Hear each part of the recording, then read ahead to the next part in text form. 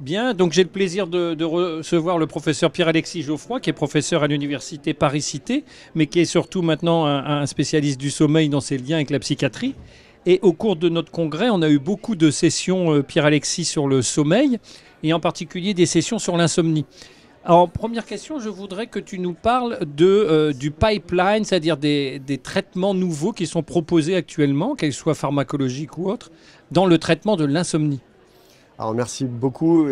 Tout d'abord, on a globalement un système à être éveillé, monoaminergique. On parle du système réticulé ascendant et donc on utilise des molécules monoaminergiques qui vont cibler la sérotonine, la dopamine, la noradrénaline, l'histamine. Ça, c'est les molécules classiques dont on a l'habitude en psychiatrie.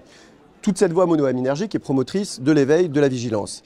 Et il y a des neurones petits en nombre, mais qui sécrètent un neuropeptide tout à fait essentiel, qui est l'orexine. Cette orexine, lorsqu'il est déficitaire, eh bien, il entraîne une maladie qu'on appelle la narcolepsie, qui est un défaut de vigilance avec des excès de sommeil, des cataplexies, des chutes de tonus. Et donc l'idée naturelle est venue de se dire, eh bien, dans l'insomnie, qui est une pathologie de l'hyper-éveil, hyper-arousal dans la littérature scientifique, eh bien, on va diminuer cette vigilance en ciblant cette nouvelle voie, cette voie orexinergique. Et donc, dans ces cas-là, si j'ai bien compris, c'est des antagonistes, c'est pas des agonistes, c'est ça en fait. Parce qu'on va bloquer, on crée en quelque sorte une sorte de narcolepsie artificielle, quoi. Exactement, on va antagoniser. Il faut savoir qu'en fait, toutes les structures dont je vous ai parlé sur ce système réticulé ascendant qui va être promoteur de l'éveil, a des récepteurs à l'orexine. Il y a deux peptides de l'orexine, orexine A, orexine B. Et donc, ces nouvelles molécules vont antagoniser ces deux récepteurs sur l'ensemble de ces structures liées à la vigilance. Et donc, il y a trois molécules qui existent. Une seule est arrivée en France pour le moment. Et ces molécules donc, vont, un peu différemment des hypnotiques habituels, diminuer le niveau de vigilance. C'est-à-dire qu'elles ne vont pas sédater comme les autres hypnotiques habituelles. Le patient ou la personne qui va prendre ce traitement-là va un peu moins se réveiller au cours de la nuit, mais si elle se réveille, elle sera tout à fait vigilante. Et ce que montrent les études, c'est qu'elle améliore la durée totale de sommeil, elle diminue le nombre d'éveils nocturnes, et elle améliore également les symptômes de journée, les symptômes de somnolence. Alors, dans le traitement de l'insomnie, et tu avais fait d'ailleurs une conférence l'an passé à ce sujet dans les recommandations, dans les guidelines, en fait, les traitements médicamenteux qu'on utilise souvent, en fait, finalement, ne sont pas recommandés en première ligne. Et en fait, on recommande plutôt des règles hygiéno-diététiques ou des thérapies cognitives. Est-ce que tu pourrais nous dire un peu ce qui est de nouveau en particulier dans ça? Parce qu'on a entendu des communications en particulier sur les aspects numériques. Peut-être tu pourrais nous en parler. Oui, merci beaucoup pour cette question. C'est vrai qu'en 2023, fin 2023, on a publié les recommandations européennes du traitement de l'insomnie où très clairement on a rappelé que le traitement de l'insomnie est la thérapie cognitivo-comportementale de l'insomnie.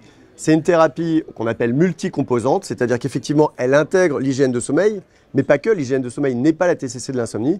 Il y a d'autres, il y a de la restructuration cognitive, c'est-à-dire les pensées qui vont entraîner et pérenniser l'insomnie, les comportements associés au sommeil, il y a des techniques de contrôle du stimulus. Bref, il y a 5-6 composantes qui composent cette thérapie qui est archi-validée, avec un niveau de preuve très élevé. Et dans les innovations, eh bien, c'est finalement le développement en numérique de ces thérapies, pour rendre cette thérapie plus accessible à tous, mais aussi plus facile, plus engageante, et peut-être traiter des patients aussi peut-être un peu moins sévères qui n'ont pas accès aux centres de sommeil ou aux différents spécialistes.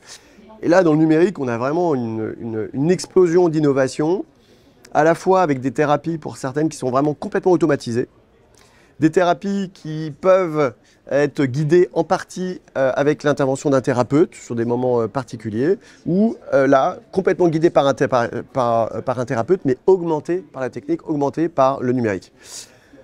Donc ça, c'est la thérapie finalement qu'on va numériser et c'est pas trivial, c'est-à-dire il y a plein de choses sur ce que c'est que l'adhésion numérique, l'alliance thérapeutique numérique, etc. Et donc il y a un certain nombre de challenges à dépasser pour pouvoir bien traiter et que ça soit suivi.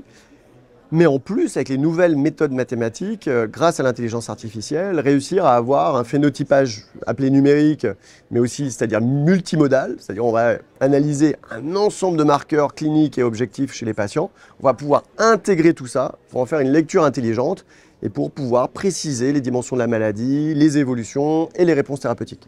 Donc ce que tu nous dis, hein, c'est que les outils du numérique vont non seulement nous aider, j'allais dire, à délivrer des psychothérapies avec un certain nombre de points particuliers, hein, quand même, mais aussi améliorer, j'allais dire, le diagnostic, la compréhension physiopathologique à travers des sortes de marqueurs. Hein, c'est ça.